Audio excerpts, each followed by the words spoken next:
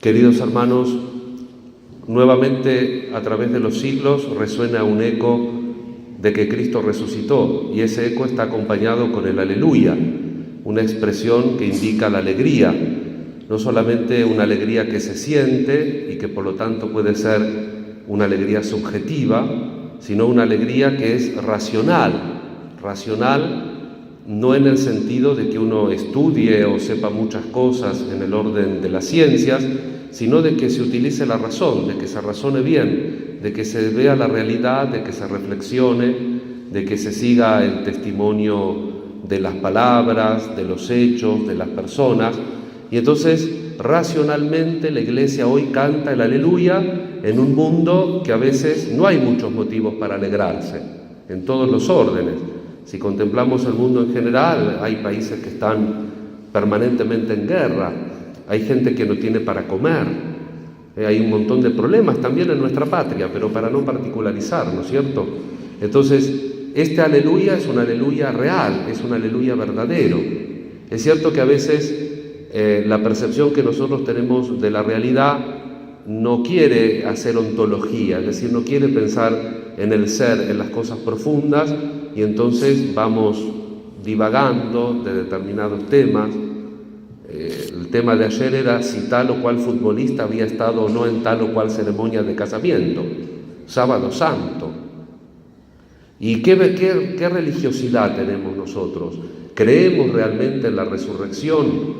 La resurrección es un cuentito que se inventaron unos sacerdotes ancianitos muy buenitos de hace mucho tiempo para responder al sinsentido y al absurdo de vivir acá con cierta dificultad y después irse a la nada. Cuando llegó la muerte ya no hay nada, se acabó todo. La gente que no quiere morir, la gente que lucha por la vida, la gente que sufre por alguien que se murió, ese sufrimiento, todo ese ser no tiene razón de ser si todo termina en la nada, si después no hay nada. Y entonces hoy estamos haciendo esta alegre noticia de que Cristo resucitó y que en el lugar más solitario y más temido de la existencia humana, que es la muerte, e inclusive antes de la fe, la posibilidad del no ser, ahí estuvo Cristo, experimentando absolutamente como nosotros, como nos recordaba la carta a los Hebreos, toda la problemática del hombre, todas las tentaciones del hombre, todos los abandonos, todos los sufrimientos, inclusive el abandono de Dios. Es realmente significativo el Viernes Santo cuando Jesús dice Eloí, Eloí, lema sabactani, Dios mío, ¿por qué me has abandonado? La ausencia de Dios. Un Dios que se ha encarnado y que es consecuente consigo mismo. Estamos celebrando algo que es natural, que es la consecuencia natural de lo que celebramos en Navidad, del misterio de la encarnación.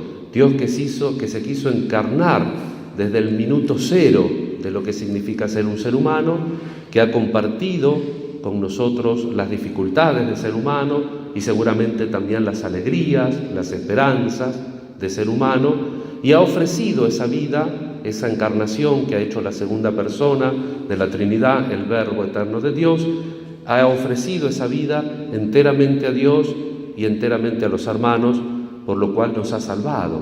La salvación es un misterio de amor que es tan importante que no le quita el hombro a la cruz. Cristo sufre por amor. No es que nos salva solo porque sufre, porque si Cristo hubiera sido un egoísta que vive para sí y no para el otro, por más sufrimiento que haya tenido, no nos hubiera redimido. Cristo nos redime porque nos ama hasta el extremo. Cuando Jesús nos atrae hacia la cruz, dice, cuando yo sea elevado, atraeré a todos hacia mí. Cuando nos atrae hacia la cruz, lo que nos atrae no es el sufrimiento, lo que nos atrae es un amor tan grande que no rechaza el sufrimiento, pero es el amor.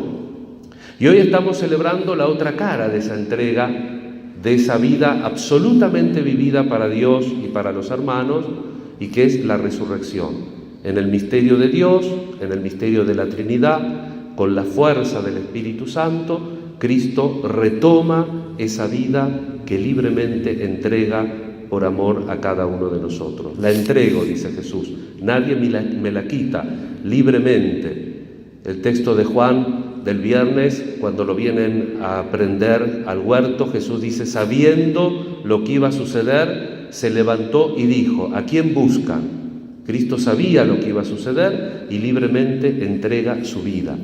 Porque la verdadera vida es la que se entrega. Nos lo había advertido ya en el Evangelio de este siglo B, en el 5.º domingo de la Cuaresma. Si el grano de trigo no cae en tierra y muere, queda solo, pero si muere, da mucho fruto. Por eso, hermanos, tenemos que hacer nuevamente profesión de lo que significa la vida eterna.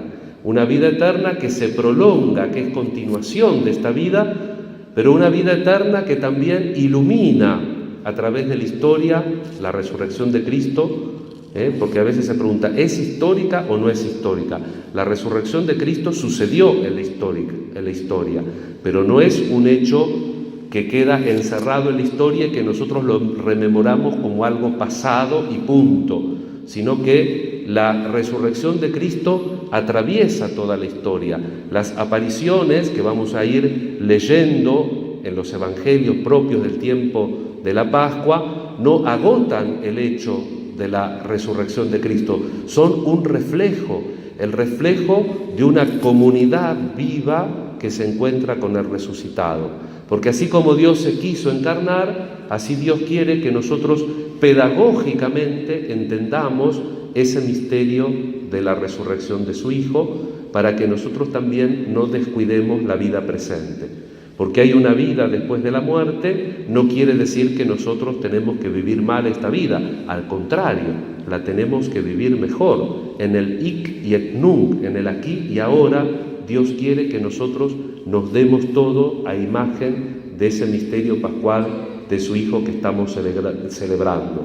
Cristo que se entrega todo y cuando se entrega todo resucita y vive para siempre. Vieron que como nos narra San Juan, que es un poco pudoroso y no se quiere nombrar en primera persona, dice que cuando María Magdalena encuentra el sepulcro vacío, va corriendo a decírselo a Pedro y estaba con Juan, el otro discípulo al que Jesús amaba, se dice Juan. Y entonces estos dos salen corriendo porque la mujer les dice, Tulerum Domine, sacaron al Señor, se han llevado al Señor. Y entonces, antes de hacer disquisiciones, van los apóstoles a ver qué pasó en el sepulcro. Obviamente Juan, que era más joven, llega antes, pero lo espera Pedro. Primero entra Pedro, después entra Juan, y dice Juan, el otro entró, vio y creyó. Y después fíjense lo que dice, todavía no habían comprendido que según la Escritura, Él debía resucitar de entre los muertos. Verifican que el sepulcro está vacío, pero todavía no dan el paso de la fe. Y en ese ínterin de la resurrección, Jesús va manifestando esa resurrección en el encuentro con el otro. En el Evangelio de la Pasión, el viernes, según San Marcos, que es el ciclo que nos acompaña, el ciclo B, cuando Cristo muere, dice que el velo del templo se rasgó. Los estudiosos de la Biblia se preguntaron desde el minuto cero, ¿cuál velo se rasgó? ¿El que está en el Sancta Sanctorum o el que está en el medio de la nave central, el que estaba en la nave central del templo de Jerusalén? Y todos concluyen que no, que el del Sancta Sanctorum no, porque ahí solo entraba el sumo sacerdote. Entonces tiene que ser el otro velo del templo. ¿Cuál era ese velo? El que separaba a los hombres de las mujeres y de los gentiles. Y eso lo avalan otras cosas de la Biblia, por ejemplo, un texto desde el punto de vista escrito más antiguo, la carta de San Pablo a los Gálatas, donde dice que con Cristo ya no hay diferencia entre hombre y mujer, entre esclavo y libre, entre israelita y pagano. Cristo, con su sacrificio, con su entrega, borra todas las diferencias. Y por otro lado también los textos que vamos a escuchar ahora en este tiempo de Pascua, repetitivamente algunos, ¿por qué no?, donde sabemos bien que en la época de Jesús las mujeres no podían dar testimonio de nada. Es decir, el testimonio de 2 hombres valía como un escribano. El testimonio de 100 mujeres no testimoniaba nada. Y acá Jesús, todas las primeras que anuncian su resurrección son mujeres. Jesús quiere el encuentro y quiere el encuentro de la humanidad en la realidad de su ser glorioso y resucitado. Un encuentro que anuncia la fe desde una experiencia vital. La fe no es teoría, la fe no es abstracción, la fe no es ideología y mucho menos superstición, porque cuando hablamos de superstición no hay razón. Ahora cuando venía para acá veía un de estos pasacalles que dice: muchas gracias mi santito amado, San la muerte. Estamos mal de la cabeza. La gente es muy religiosa, pero no es religiosa según la razón. Todo lo que no es razonable no es de fe. Dios no puede hacer cosas que no sean razonables. Porque ustedes saben que a San la muerte, si le querés dar un culto real, le tenés que matar a alguien algún día. Eso es lo que dice la superstición. Y eso es lo que se difunde. Hay una profunda descristianización de la sociedad, a la cual espero que nosotros no colaboremos, sino que renovemos esa fe de la resurrección, que es una fe en la vida después de esta vida, en la vida absoluta que Dios nos regala, pero es una fe que tiene que verificarse en el aquí y ahora de nuestra existencia. Y entonces el hecho de la resurrección es un hecho histórico, pero trasciende a la historia, y por eso Cristo está vivo hoy y me invita a mí a que viva esa vida de fe y que hoy transforme el mundo y me abra a la esperanza y a la luz que trae la resurrección. Queridos hermanos, nos encomendamos a la Virgen María, que ella, la Madre del Resucitado, nos haga entender la vida cristiana precisamente como seguir a ese Cristo vivo. No seguimos un libro, no seguimos una doctrina, no seguimos un conjunto de normas y de formas, sino que seguimos a una persona que está viva y que quiere tener una relación de amor. Por eso es muy importante el culto, un culto que no hacemos para nadie, sino que lo hacemos para Dios. Por eso cuando puedan, donde estén, vayan a la misa, hagan las cosas propias de la fe, para que también nuestra vida trascienda a toda esa chatez, a toda esa cosa que constantemente, en vez de elevarnos al cielo, nos hace arrastrar un poco por la tierra, y que lamentablemente todos caemos porque no nos podemos sustraer al mundo. Pero vivamos como resucitados, sintamos esa fuerza de Dios que nos manda a tener una verdadera vida. Porque, para no extenderme más, uno puede vivir o uno puede durar. ¿Ustedes qué quieren? Durar. Viven 200 años sentados en una silla, tomando mate y barriendo la vereda, nada más. Hay que vivir. Y por eso la vida de Cristo es el ejemplo precisamente de esa vida que dándose se siembra, como el cirio. El cirio se quema sacrificándose, porque se va consumiendo. Y así también tiene que ser nuestra vida, con la certeza de que esa vida la tocó Dios y le da una llama que no se apaga nunca, porque es la llama del Espíritu, es la llama de la vida de Dios. Que así sea.